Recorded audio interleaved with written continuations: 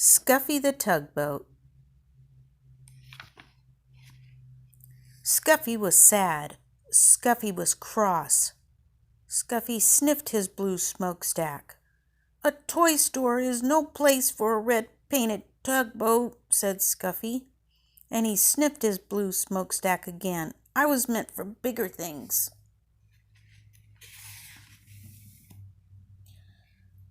"Perhaps you would not be cross if you went sailing," said the man with the polka-dot tie, who owned the shop. So one night he took Scuffy home to his little boy. He filled the bathtub with water. "Sail, little tugboat," said the little boy. "I won't sail in a bathtub," said Scuffy. "A tub is no place for a red-painted tugboat. I was meant for bigger things." The next day, the man with the polka-dotted tie and his little boy carried Scuffy to a laughing brook that started high in the hills. "Sail, little tugboat," said the man with the polka-dot tie. It was spring, and the brook was full to the brim with its water. The water moved in a hurry, and all things move in a hurry when it is spring. Scuffy was in a hurry too. "Come back, little tugboat, come back," cried the little boy, as the hurrying, brimful brook carried Scuffy downstream. "Not I," tooted Scuffy. "Not I. This is the life for me." All that day Scuffy sailed along with the brook, past the meadows filled with cowslips, past the women washing clothes on the bank, past the little woods filled with violets. Cows came to the brook to drink. They stood in the cool water, and it was fun to sail around between their legs and bump softly into their noses. It was fun to see them drink. But when a white and brown cow almost drank Scuffy instead of the brook's cool water, Scuffy was frightened. That was not fun. Night came, and with it the moon. There was nothing to see but the quiet trees. Suddenly an owl called out, "Hoot, hoot!" "Toot, toot!" cried the frightened tugboat, and he wished he could see the smiling face of the man with the polka-dot tie. When morning came, Scuffy was cross instead of frightened. "I was meant for bigger things, but which way am I to go?" he said. But there was only one way to go, and that was with the running water where the two brooks met to form a small river. And with the river sailed Scuffy, the red-painted tugboat.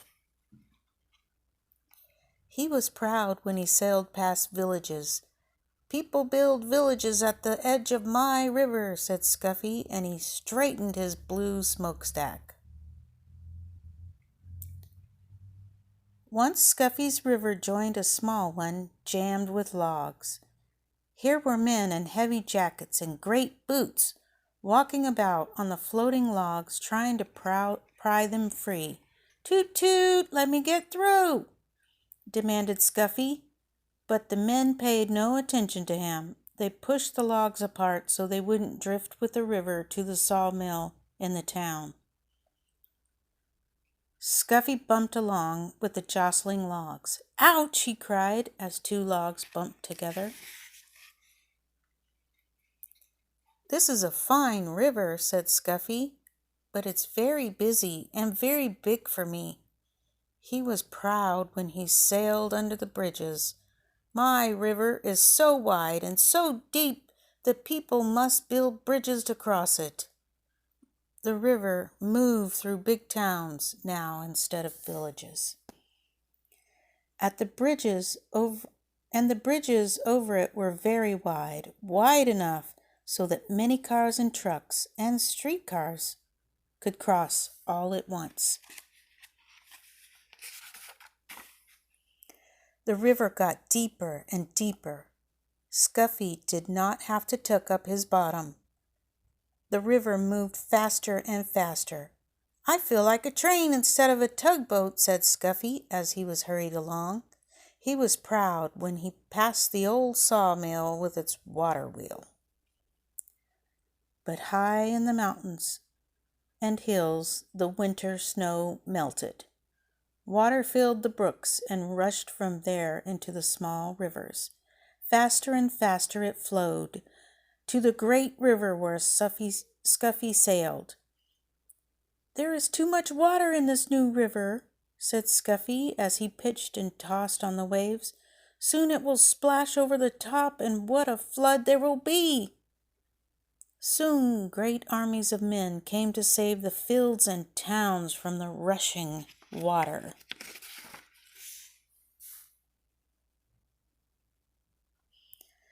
They filled bags with sand and put them at the edge of the river. "They're making higher banks for the river," shouted Scuffy, "to hold the water back." The water rose higher and higher. The men built the sandbags higher and higher. Higher went the river, higher went the sandbags. At last the water rose no more. The floodwater rushed on to the sea, and Scuffy raced along with the flood.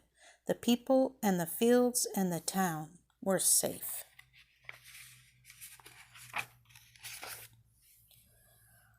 On went the river to the sea. At last Scuffy sailed into the big city. Here the river widened, and all about were docks and wharves.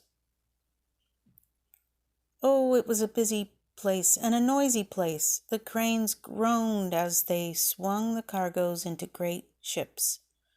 The porters shouted as they carried suitcases and boxes on board. Horses stamped and truck motors roared.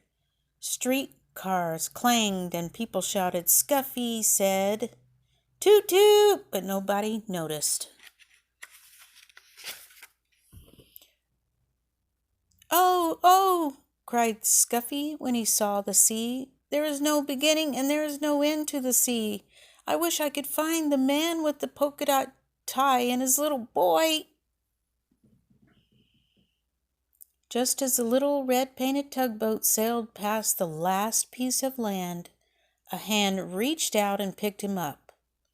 And there was the man with the polka dot tie, with his little boy beside him. Scuffy is home now, with the man with the polka dot tie and his little boy. He sails from one end of the bathtub to the other. "This is the place for a red-painted tugboat," says Scuffy, "and this is the life for me." The end.